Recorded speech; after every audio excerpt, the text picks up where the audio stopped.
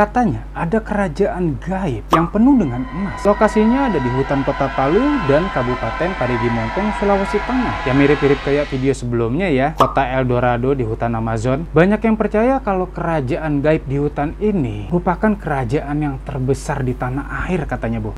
Namanya adalah Kota Wentira. Kayak apa sih Kota Wentira? Ikuti terus video ini sampai habis.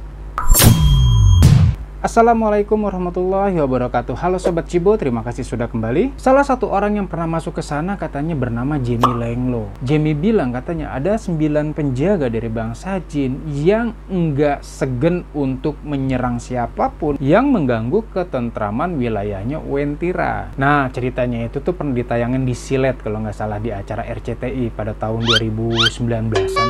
Nah penuturannya si Jamie itu sebelum dia masuk ke dunia mereka itu dia harus melakukan sesaji-sesaji dulu gitu Bu. Yang jelas harus ada juru kunci. Dan katanya ketika sudah masuk ke dalam wilayahnya Wentira atau kota Wentira, kita dilarang ngomong macem-macem atau ngomong sembarangan karena efeknya yang nggak balik. Apa yang dikatakan Jamie ini dibenarkan oleh paranormal Gus Solehpati. Nah Gus Solehpati ini bilang ketika dia pertama kali ke sana, kalau seandainya dilihat dari mata awam ya biasa seperti hutan lebat biasa kayak begitu. Tetapi ketika agak ke dalam sedikit, dia menemukan satu pintu gerbang pertama untuk masuk ke alam mereka katanya. Nah nggak sampai di situ, setelah masuk di pintu gerbang pertama, kata Gus Solehpati itu dia masuk lagi tuh ke pintu gerbang kedua, jalan ke dalam sedikit, masuk lagi ketiga. Kalau nggak salah itu ada 7-9 pintu gitu katanya Gus Solehpati. Nah Gus Solehpati juga bilang kalau warga Wentira itu sering ditemui oleh warga setempat atau penduduk setempat itu di sebuah tugu yang berwarna kuning yang disebut Tugu Kuning.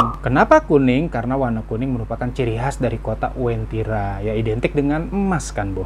Ya kalau kalian sempat ke sana nggak cuma ngelihat tugu berwarna kuning sih, ada beberapa rumah yang punya nuansa atau pattern yang sama dengan warna kuning. Tapi juga kalau kalian orang awam terus berencana untuk pergi ke sana, tokoh adat setempat itu melarang kalian itu pakai baju kuning. Ya khawatirnya kan disangka penghuni sana ya Bu. Kemudian tahu-tahu ditarik aja ke dunia sana tanpa diketahui sama kuncen atau ketua adat di sana. Ya nggak balik. Nah, konon menurut orang yang udah pernah ke kota Wentira tersebut, mereka ini secara fisik itu bentuknya sama dengan manusia Bu. Punya kehidupan, punya peradaban dan berkoloni, begitu katanya. Hanya saja penduduk yang ada di sana itu ada satu ciri khas yang tidak bisa disamakan dengan manusia, yaitu garis tengah bibir. Nih yang ini nih, penghuni Wentira itu katanya nggak punya garis tengah bibir ini Bu. Dan perbedaan yang lainnya jelas, mereka itu bisa menghilang dengan cepat lah, iyalah dari golongan jin. Nah kalau kita sebutin kata Wentira, apa yang ada di benak kalian? Pasti nggak banyak yang tahu ya. Emang sih buat sebagian orang juga banyak yang nggak ngeh dengan kata Wentira ini. Walaupun memang ada sebagian juga yang tahu tentang kota ini. Tapi saya yakin buat orang Sulawesi Tengah, kata Wentira itu sudah tidak asing. Ada orang yang dari sana nggak? Coba absen di bawah.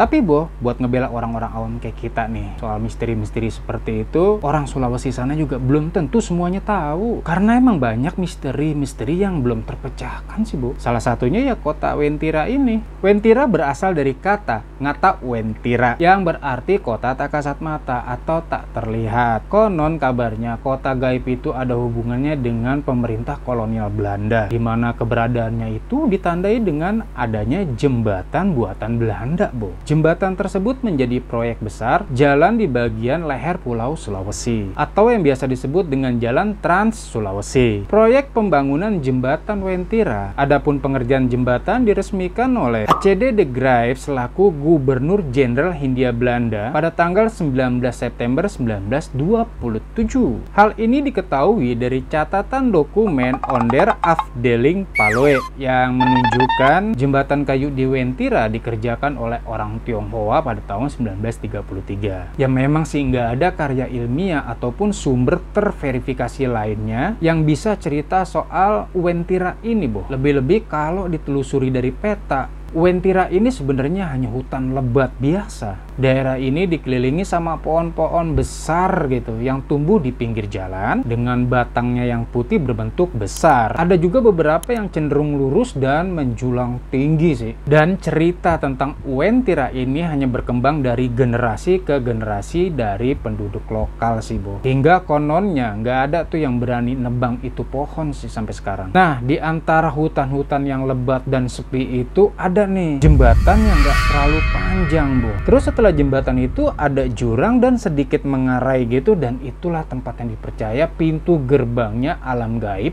Uwentira. Nah, konon juga dari mitos yang berkembang, ketika seseorang udah masuk ke kota Uwentira, dirinya itu akan terombang-ambing antara dunia nyata dan dunia gaib. Nah, karena memang ini adalah dunia gaib, makanya nggak sembarang orang bisa masuk ke sana, Bo. Hanya orang yang punya kemampuan lebih lah yang bisa masuk ke sana itu. Atau bisa jadi kalau seandainya dia tidak punya kemampuan lebih tapi dia masuk ke sana atau bisa masuk ke sana itu dianggap sedang sial.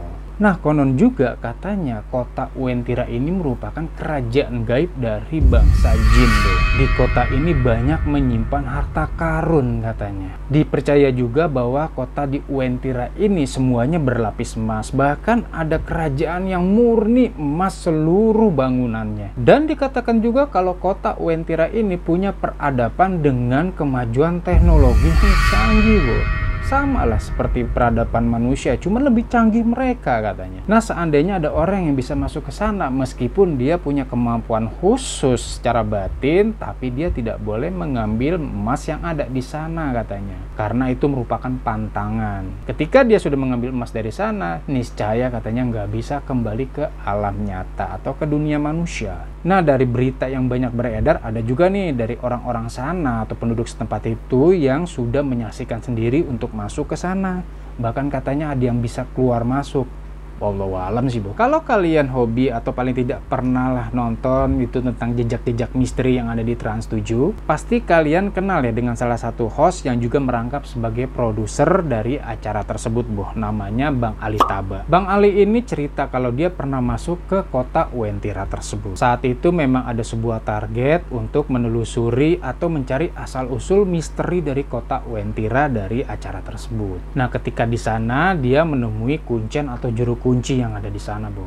Nah, dari kuncen inilah maka Bang Ali Taba itu bisa tahu apa itu kota Uwentira dan bagaimana cara masuk ke sananya. Setelah ngobrol ke sana ke sini, akhirnya Bang Ali Taba mengutarakan nih kalau dia ingin melakukan eksplorasi ke kota misterius tersebut. Nah, akhirnya si kuncen ini memberikan petunjuk tentang pantangan-pantangan yang tidak boleh dilanggar sama Bang Ali Taba. Setelah disebutkan beberapa pantangan tersebut, kemudian diberikan topoksi atau kiat-kiat bagaimana cara dia kembali, mulailah nih Bang Ali Taba ini diajak ke lokasi. Nah, setelah sampai di tujuan, maka Bang Ali melakukan meditasi atau kontemplasi istilahnya. Setelah melakukan kontemplasi atau meditasi secara fokus, gak lama tergambarlah kota Uwentira yang selama ini dicari-cari oleh orang. Kata Bang Ali, kota itu punya panorama yang bagus, Bo. Punya panorama yang menakjubkan. Nah, sebelum kita bisa masuk ke kota tersebut, kita harus melewati sebuah jembatan nih. Jembatannya juga terbuat dari emas atau istilahnya berwarna kuning emas lah. Entah itu terbuat dari emas atau bukan ya. Kemudian Bang Ali juga mengatakan bahwa di sana juga ada lampu-lampu berjejer dengan indah, Bo. Tapi yang bikin Bang Ali heran, itu nggak ada tiangnya, semacam kayak lampu-lampu itu menggantung gitu. Tapi cakep katanya. Nah, akhirnya Bang Ali coba ngelewatin jembatan itu. Kemudian nggak lama dia ngelihat sebuah kota yang lurus, jalannya itu gede jalannya, kemudian bersih, Bo. Di sebelah kanan kirinya ada blok-blokan gitu, kemudian di sebelah kirinya juga ada blok-blokan begitu, semacam kayak blok-blokan apartemen kali ya. Nah, tapi sebelumnya kuncen bilang bahwa Bang Ali akan menemui ini, menemui itu, udah dikasih unjuk sama kuncennya bahwa ketika blok yang ada di sebelah kanan itu adalah blok-blok dari jin muslim. Kemudian yang di sebelah kanan itu adalah jok, merupakan blok-blok yang dari golongan jin non-muslim. Nah, akhirnya nggak lama Bang Ali nyamperin nih ke blok-blok tersebut. Mereka semua sama, Bu. Kayak manusia biasa. Tapi bedanya, wanita-wanita yang menghuni di sana itu tidak ada yang jelek. Semuanya rata cakep semua. ngalahin cakepnya manusia deh. Tapi untuk yang pria-pria di sana dari kedua blok ini nggak ada yang cakep gitu katanya. Dibandingin sama pria-pria yang ada di dunia nyata, jauh. Ya walaupun beda-bedanya tipis, tapi tetap menang lah pria-pria yang manusia atau golongan manusia. Nah, yang buat kaum jomblower nih yang susah cari pasangan dan masih palah pilih, wah nggak cakep, cewek ini nggak cakep, cewek ini nggak cakep, kesana deh, kan cewek ini cakep-cakep tuh. Kemudian setelah dari blok kiri, Bang Ali balik lagi nih ke blok kanan. Rencananya mau menyudahi. Tapi sebelum Bang Ali hendak menyudahi, Bang Ali dijamu nih sama mereka.